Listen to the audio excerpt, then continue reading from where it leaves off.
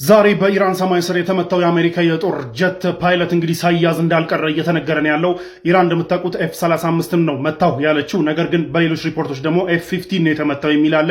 ኤኒዌይ ግን F-35 ሆነ F-15 ዞሮ የሆነ የአሜሪካ ፕሌን የጦር ጀት እንግዲህ ተመቶ ፓይለቱ ኢጀክት አድርጎ መውጣቱ ተነግሮ ነበረ። ምንድነው ጀቱም ደግሞ መከስከሱ ተነግሮ ነበረ። ናው ፓይለቱ ኢጀክት ካደረገ በኋላ የኢጀክት ያደረገበት ሲት ራሱ በረሃ ላይ በምታዩት መልኩ እየታየ ነው። ናው እንግዲህ ያ ፓይለት ተደብቆ መሆኑን ተከትሎ በአሜሪካኖችም ሰርች እያደረጉት ነበረ። ይህ ሰርች ማድረጋቸው የሚያሳየው ኤግዛክት የዚህን ፓይለት ኤግዛክት ሎኬሽን አለማወቃቸውን ነው። ሰው አሜሪካኖቹ ኤግዛክት ሎኬሽኑን የማያውቁ ከሆነ ኢትስ አ ፌር ጌም በሚል እንግዲህ የኢራን ሚዲያዎች ይህ ኢጀክት የተደረገው ወንበር የተገኘበት ቦታ ላይ እና እዛ አካባቢ ያሉ ክልሎች ላይ ያሉ ኢራናውያን ኢሚዲየትሊ በመውጣት ይህንን ፓይለት ኦር ፓይለቶች እንዲፈልጉና በቁጥጥር ስር ውለው ለፖሊስና ለመንግስት የሚያስረክቡ ከሆነ ሰብስታንሻል ክፍያ እንደሚከፈላቸው መነገሩን ተከትሎ እዛ አካባቢ ያሉ የኢራን ትራይብስመን የትራይብ ምንድነው የጎሳ መሪዎችና እንዲሁም የጎሳ ሰዎች እንግዲህ ሁሉም መሳሪያውን እየታጠቀ በረሃውን እያሰሰ እንደነበረ ተነግሯል። ቀን ላይ አሁን እየወጡ ሪፖርቶች በተለይ ቱርኪ ቱዴይ ይዞት በወጣው ሪፖርት የኢራንያን ሎካል ሚዲያዎችን ሪፈር አድርጎ እንግዲህ እንደተናገረው ይህ ፓይለት ሳይያዝ እንዳልቀረ ተነግሯል። ይህ እውነት ከሆነ እንግዲህ ይህ ጦርነት ከጀመረ ጀምሮ የመጀመሪያው ምርኮኛ ይሆናል ማለት ነው። እንደምታውቁት በጣም የአሜሪካ ወታደርን ኦር የኤርፎርስ አብራሪም ሆነ የአሜሪካ ሰርቪስ ማንን በቁጥጥር ስር መዋል ኦር መማረክ ማለት ትልቅ ኢምፕሊኬሽን አለው። በዛ መደራደሪያ የሚሆንበትም እንትን አለና ይህ ትልቅ ስኬት ነው የሚሆነው። የምር ደግሞ ኮንፈርም ሲደረግ በኢራን መንግስትም ሆነ በሴንትኮም ኦር በአሜሪካ መንግስት ኮንፈርም ሲደረግ ደግሞ ፎርሹር የምናውቅ ይሆናል። ነገር ግን ቱርኪ ቱዴይ የኢራን ሎካል ሚዲያዎችን ሪፈር አድርጎ እንግዲህ ሳይያዝ እንዳልቀረ አሳውቋል ማለት ነው። የኢራን ኢስላሚክ ሪቮሉሽነሪ ጋርድ ሌላ ተጨማሪ F-35 የጦር ጀት መተው አለ። ባለፈው እንደነገርኳችሁ እንግዲህ ማንም አይመታውም አይነካው አይበገሬው ሲባል የነበረው የአሜሪካው F-35 የጦር ጀት በኢራን አየር መቃወሚያዎች ተመቶ መበተኑንና ባይከሰከስም ግን ጉዳት እንደደረሰበት ታውቆ ነበር። እሱንም ሴንትኮም ራሱ የአሜሪካ ሴንትራል ኮማንድ አምኖ ነበረ። አሁን ደግሞ እንግዲህ ሴንትራል ኢራን ውስጥ ማዕከላዊ ኢራን ውስጥ እንግዲህ የኢራን ኢስላሚክ ሪቮሉሽነሪ ጋርድ ሌላ F-35 የጦር ጀት መትቻለሁ ብሏል። የአሁኑ ግን ክሌም ብቻ ሳይሆን ለመምታቱ ማስረጃዎች ይዞ የፕሌኑን የተመታውን የጦር ጀት ፍርስራሾች ኦር ስብርባሪዎች እንደ ማስረጃ አቅርቧል። ለምሳሌ እዚህ ጋር ከጀርባ የምታዩት ሎጎ የኤፍ35 ፊን ላይ የኤፍ35 ፊኑ አማርኛ እንደው ብቻ እዚህ ፓርቱ ላይ ያለ ሎጎ ነው። እነዚህ ሎጎዎች እንግዲህ ይህ የኤፍ35 የጦር ጀቶች ስቴሽን ያደረጉባቸውን ቦታዎችም የሚናገር ነው። አሁን ለምሳሌ ኢራን ካቀረበችው መታወት ብላ ካቀረበችው ፍርስራሾች መካከል እንግዲህ እዚህ ጋር የሚታየው አንዱ የኤፍ35 የፊኑ ፓርት ነው። እዚህ ላይ እንደምታዩት ዩሮፕ የሚል ጽሁፍ ይታያል። ክሊርሊ ዩሮፕ የሚል ጽሁፍ ይታያል። ይህ ማለት እንግዲህ ይህ ፕሌን የዩሮፕ ውስጥ ስቴሽን ያደረገ የዩኤስ ኤርፎርስ ፕሌን ነው። ኢራንም ይህንን ነው ክሌም እያደረገች ያለችው። ዩሮፕ ውስጥ ስቴሽን እንዳደረገ ደርሰንበታል ብላለች። ለማንኛውም ይህንን ግን ክሮስ ቼክ እንዳደረኩት ነው። ለምሳሌ እዚህ ጋር እንደምታዩት የዩኤስ ኤርፎርስ ኢን ዩሮፕ የሚል ሎጎ ያለበት F-35 ጉግል ላይ ኢዚሊ ማግኘት ትችላላችሁ። ብዙ አለ ላይክ እዛ ስቴሽን ያደረጉ F-35ቶች። ይህንን ፒክቸር ዙም ሳደርግላችሁ እዚህ ጋር ክሊርሊ እንደሚታየው ዩኤስ ኤርፎርስ ኢን ዩሮፕ የሚለው ከነ ሎጎ ይታያል እዚህ ጋር። እነዚህ እንግዲህ ዩሮፕ ውስጥ ስቴሽን ያደረጉ የዩኤስ ኤርፎርስ F-35ቶች የሚኖራቸው ሎጎ ነው። አፓረንትሊ ናው እዚህ ፍርስራሽ ላይ ክሊርሊ እንደሚታየው ይህ ሎጎ በተወሰነ መልኩ የተጨራመተ ቢሆንም ዩሮፕ የሚለውና የሎጎ የተወሰኑ ፓርቶች ይታያሉ። ከዛ ውጭ የተለያዩ ፍርስራሾችንም ስብርባሪዎችንም እንደ ማስረጃ አቅርባለች። እንግዲህ ኢራን በሴንትኮም በኩል እስካሁን ድረስ የተባለ ነገር የለም። ኮንፈርም የተደረገም ዲና የተደረገም ነገር የለም። እስካሁን ድረስ ጸጥ እንደተባለ ነው። ኢራን ግን መታው ካለች በኋላ ከክሌም አልፋ ማስረጃዎች አቅርባለች። ሴንትኮም ምን ይላል የሚለውን የምናየው ነው የሚሆነው። ሴንትኮም ግን አመነ ማለት የኤፍ35 ሌጀንደሪ እንትን ያበቃለታል ማለት ነው። ምክንያቱም ክሊርሊ ሁለቴ ተመታ ማለት ነው። የባለፈውን አምኗል። የአሁኑንም ካመነ እንግዲህ F35 ባይ ይባላል ማለት ነው። ከቶፕ እንትንነቱ ሌላ ስራ ሊሰራ ነው እንግዲህ ሌላ ጀቶች ሊመረቱ ነው ማለት ነው። ሌላ ጸዴ ጀቶች the happiest dude about it ማን እንደሆነ ታውቃላችሁ። እንግዲህ ሌላ አዲስ ቢመረት ኢራን ከአሜሪካና ከእስራኤል ጋር ለአንድ ወር ሙሉ ተቀጣቅጣ ምን ያህል ባሊስቲክ ሚሳይል እንደቀራት ታውቃላችሁ? ሲግኒፊካንት ነበር። እጅግ በጣም ብዙ ቁጥር ያለው። ይህንን ያልኩት እኔ ሳልሆን የአሜሪካ የስለላ ተቋማት ባወጡት ሪፖርት ነው። ጋሼ ምንም እንኳን ቢሰክሷችሁም የኢራን ባሊስቲክ ሚሳይል አብቅቶላታል፣ ኔቪዋም ባህር ኃይሏም ሁሉ ነገሩ አብቅቶላታል ቢሉም እኛ ግን ሀቁን ነው የምናወራው ብሎ ባወጡት ሪፖርት CNN ይዞት በወጣው ሪፖርት እንግዲህ ኢራን ስቲል ሲግኒፊካንት ነበር። እጅግ በጣም ብዙ ቁጥር ያለው ባሊስቲክ ሚሳይል እጇ ላይ እንዳለና እንዲሁም የባሊስቲክ ሚሳይል ላውንቸሮቿም መተኮሾቿም ከ50% በላይ የሚሆኑት ስቲል አክቲቭ እንደሆኑ ይህ ሪፖርት ወጥቷል። ከዛ ውጭ ደግሞ የዚህ ጦርነት ዋር ሂሮ የሆነው ሻሂድ የሚባለው ድሮን በሺዎች የሚቆጠር ድሮን ስቲል እጇ ላይ እንዳለና አሁንም ለአንድ ወር ሙሉ ከእስራኤል ጋርና ከሚድል ኢስት ሀገራት ላይ ባለስቲክ ሚሳይልና ድሮን ስታዘንብ የነበረች ቢሆንም ግን ስቲል ለሚመጡት ረጅም ጊዜያት ሚድል ኢስትን ወደ ኬዮስ ወደ ረብሻ መንዳት እንደምትችል አቅም እንዳላት ይህ ሪፖርት አሳውቋል። ከዛ ውጭ ደግሞ ሁርሙዝን ዘግታ መቆየት እንደምትችልና በባህር ዳር ያሉ በፐርዣን ገልፍ ዳር ያሉ ክሩዝ ሚሳይሎቿ ስቲል ኢንታክት እንደሆኑና ምንም እንዳልተነኩ ነው የታወቀው። ስለዚህ መርከቦችን ስቲል ትሬትን ማድረግ ትችላለች። ከዛ ውጭ ደግሞ የኢራን ኔቪ ባህር ኃይሏን አጥፍተነዋል ብለው ትራምፕ ከጦርነቱ ከመጀመሪያው ሳምንት ጀምሮ ሲነዙ የነበረ ቢሆንም ግን የኢራን ኔቪ ስፒድ ቦቶች እስካሁን ከ50% በላይ የሚሆኑት አክቲቭ ናቸው ነው የተባለው። ጋሼ ሲሰክሷችሁ ነው፣ እኛ ግን ሐቁን እንገራችሁ ብለው እንግዲህ የአሜሪካ የስለላ ተቋማት ይህንን ሪፖርት አውጥተዋል ማለት ነው። ለማንኛውም ቁርአን መቅራት የምታስቡና ኦንላይን በተመቻቸ ሁኔታ ቁርአን መቅራት የምታስቡ ጀለሶች ካላችሁ መርከዝ ኢቅራ ኢስላሚክ ሴንተር እንግዲህ አሪፍ ፕሮግራም አዘጋጅቶላቸዋል። ቁርአን ከቃኢዳ ጀምሮ እስከ ተሕፊዝ እስከ ተጅዊድ ድረስ በስነስርዓት ያቀሯቸዋል ማለት ነው። ከዛ ውጭ ደግሞ ኪታቦችም አሉ። የተለያዩ የተጅዊድ ኪታቦችን፣ የአቂዳ የፊቅህ ኪታቦችን መቅራት የምትፈልጉ ኦንላይን መቅራት ትችላላችሁ። ይህንን ፕላትፎርም አዘጋጅተውላቸዋል። እንዲሁም ደግሞ ለልጆቻችሁ ደግሞ የተርቢያ ትምህርትም ይሰጣሉ። ለበለጠ መረጃ እዚህ ጋር ባለው ስልክ ቁጥር ደውሉላቸው፣ አናግሯቸው። ማሰላም ስሙማ ቆይ ጋሼን ሰሞኑን የሌለ እብድብድ እያጫወተ ያለና እያበሳጨው ያለ የሆነ አንድ ሚሊተሪ ፕላን ልንገራችሁ። ፕላን ሲደረግ የነበረ ሚሊተሪ ፕላን ዶናልድ ትራምፕ እንግዲህ ሊሳካለት ባለመቻሉ የመጨረሻ ኦፕሽን የወሰዳት ምንድነው 450 ኪሎ ግራም የሚሆን ሃይሊ ኢንሪችድ የሆነ የኢራን ዩሬኒየም አለ ወደ 11 ኒውክሌር ቦምብ ለመገንባት በቂ ነው ምናምን የሚባል እሱን ለምን ልክ ቬንዙዌላ ላይ እንዳደረግነው ስፔሻል ፎርስ ልከን የቬንዙዌላን መሪ ኪድናፕ እንዳደረግነው ኢራን ላይ መሪውን እንኳን መውሰድ ባንችል ስፔሻል ፎርስ ልከን ይህንን ዩሬኒየም 450 ኪሎ ግራም ነች እሷን ይዘን ላጥ ብንል ኢራን እዚህ ሌቭል ለመድረስ 10 ዓመታት ፈጅቶባታል። ስለዚህ ከዚህ በኋላ ሌላ ብዙ 10 ዓመታት ይፈጅባታል እዚህ ሌቭል ለማድረስ ዩሬኒየም አብላልታ። ስለዚህ ኢሴንሻሊ አሸንፈናል ማለት ነው እንደዛም ብናደርግ ኢትስ ኢዚ ምናምን ነገር የሚል ሐሳብ ነበረና ከዛ በኋላ ያንን የሚሊተሪ ፕላን አውጡና ንገሩኝ አላቸው ኤክስፐርቶቹና አቅርበውለት ነበረ። አሁን ፕላኑ ነው የሚያስቀው። ምን አሉት መሰላችሁ? መጀመሪያ ሃይዌይ ትገነባለህ አሉት። ባይ ዘ ወይ እነዚህ ይህ ሃይሊ ኢንሪች የሆነ ዩሬኒየም ተቀብሮ ነው ያለው ፍርስራሽ ውስጥ። የት ባለፈው በጁኑ ጦርነት እንደምታስታውሱት ጋሽ ትራምፕ በማይመለከተው እስራኤል እላፊ ስትደበደብበት ድንገት መጥቶ 3 የኒውክሌር ፋሲሊቲዎችን መጥተዋል ኢራን ውስጥ ኢስፋሃን፣ ናታንዝ እና ፎርዶ የሚባሉት ኒውክሌር ፋሲሊቲዎች። አሁን ናታንዝ እና ኢስፋሃን ውስጥ ያሉ ኒውክሌር ፋሲሊቲዎች ውስጥ ነው ተቀብሮ ያለው ይህ ዩሬኒየም። አሁን ምንድነው እያሉት ያሉት መሰላችሁ? ፍርስራሽ ውስጥ ነው የተቀበረው። የት እነዚህ ኒውክሌር ፋሲሊቲዎች ከመሬት በታች 60-70 ሜትር ርቀት ላይ ነው ያሉት። እዛ ስር ነው ተቀብሮ ያለው። ስለዚህ ይህንን ለማውጣት ምን ታደርጋለህ የሚለው ፕላን ሲመጣ ምን ተባለ መሰለ? መጀመሪያ ሃይዌይ ትሰራለህ አሉት።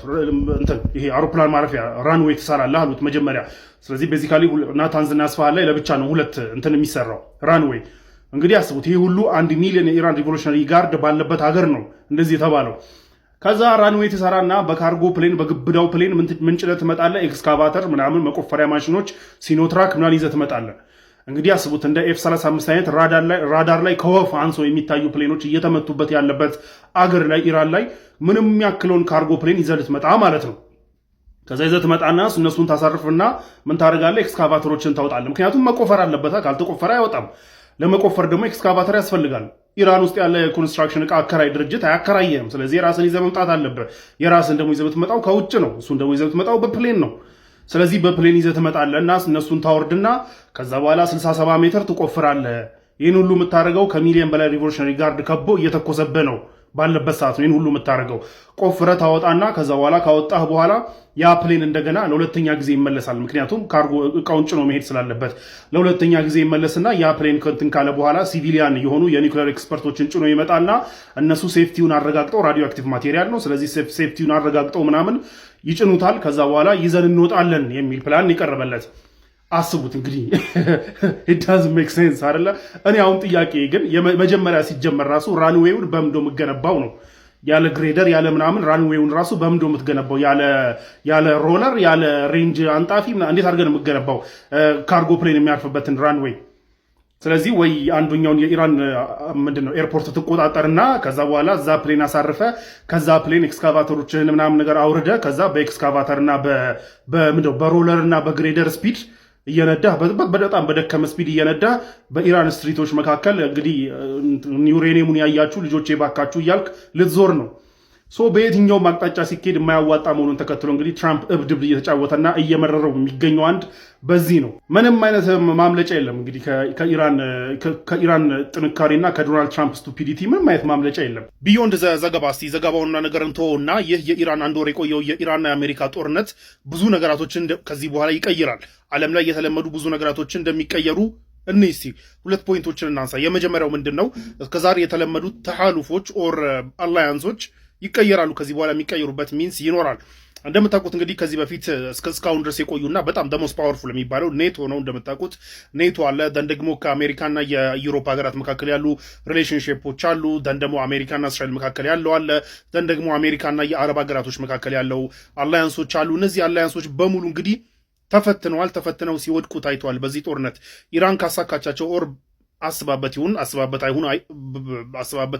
አስባበት ለማለት ቢከብድም ግን በዚህ ጦርነት እንግዲህ ኢራን ሬዚሊየንት መሆኗና በደንብ መዋጋቷ ካመጣቸው ኮንሲኩዌንሶች መካከል አንደኛው የአሜሪካና የእነዚህ ሀገራቶች አሁን ቅድም ሜንሽን ያደረኩላቸው ሀገራቶች መካከል ያለውን ሪሌሽን ለመበጠስ ጫፍ እንዲደርስ ማድረሷ ነው። እንደምታውቁት አሜሪካ ከዩሮፕ ሀገራቶች ጋር በጣም የከፋ ሪሌሽንሺፕ ውስጥ ነው ያለችው በዚህ ሰዓት።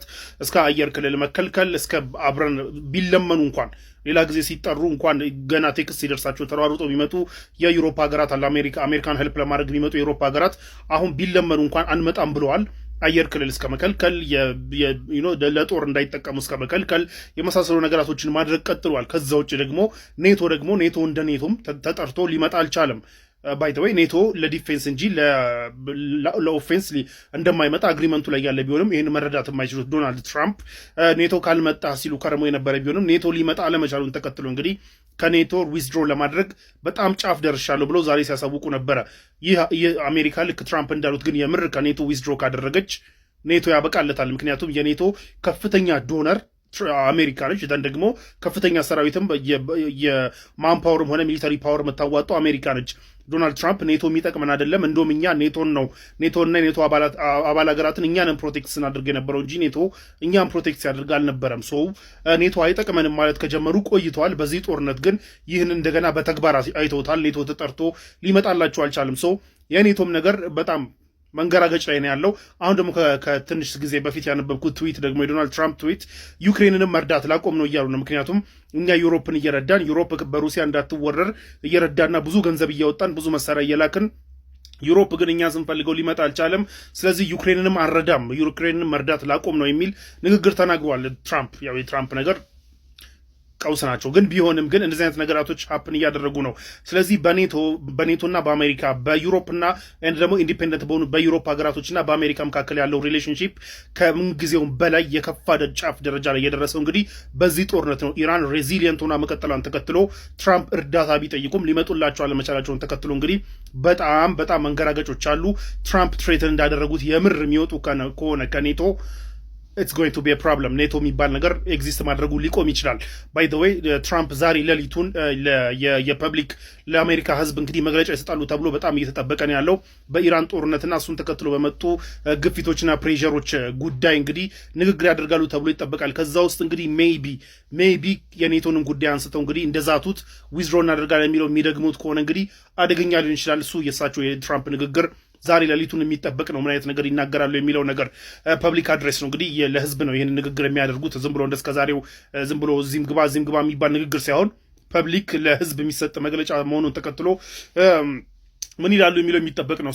የዩሮፕ ሀገራቶችና የኔቶን ካወራን በኋላ ወደ አረብ ሀገራቶች ደግሞ ስንመጣ አረብ ሀገራቶች የአሜሪካ ቤዝ በየሀገራቸው ሲያስቀምጡ የነበረው ለፕሮቴክሽን ነበረ፣ ሌላ ለምንም አይደለም። አንደኛ እርስ በርሳቸው ስለማይተማመኑ ለምሳሌ በሰዳም ጊዜ ኢራቅ ኩዌትን መውረሯን ተከትሎ እንግዲህ አሜሪካ መታ ሴቭ እንዳደረገቻቸው ታውቃላችሁ። ሰዳም ባይ ዘ ዌይ ኩዌትን ብቻ ሳይሆን ኩዌትን ካሳካ በኋላ ወደ ሳውዲም ሊመጣ ነበር ሀሳቡ። ያንን ዲፌንድ ለማድረግ አሜሪካ ሰራዊት መጥቷል። ከዛ በኋላ ደግሞ እንደገና ሳውዲና ቀጣር መካከልም የሆኑ መንገራገጮች ነበሩ። ኤቭሪ የአረብ ሀገር እርስ በርሱ እንኳን ስለማይተማመን የአሜሪካ ቤዝን አስገብቶ ነበር። ቢኮዝ በዚህ አግሪመንት መሰረት የአሜሪካን ቤዝ ሆስት ያደረገ አገር ጥቃት ከደረሰበት ይህ የአሜሪካ ሰራዊት ዲፌንድ ሊያደርገው አግሪመንት ስላለ አሜሪካን ተማምነው ቁጭ ብለው ነበር እስከዛሬ ድረስ በየሀገራቸው ቤዝ መስርተው።